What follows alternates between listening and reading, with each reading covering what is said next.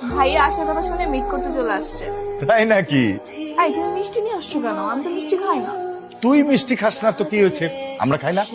আমি তো মিষ্টি এনেছি আঙ্কেল আন্টির জন্য। খুব ভালো করেছি। বিসমিল্লাহ। বাবা তুমি খাও। না না আন্টি, আপনারাই খান। একটা না বাবা। হ্যাঁ বাবা, এয়ারপোর্টে ল্যান্ড করেছিস? একটা গাড়ি নিয়ে সোজা বাসায় চলে আয়। জিকু ভাইকে এয়ারপোর্টে ওয়েট করতে বল, আমি গিয়ে নিয়ে আসি।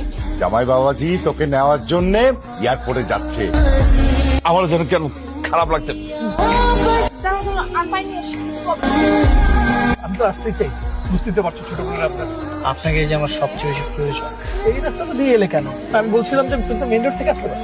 এই রোড দিয়ে না গেলে তো আমি আমার কাজটা করতে পারবো। আমি একটু বাইরে নেমে দেখি। बरसा दे इश्क़ की स्याही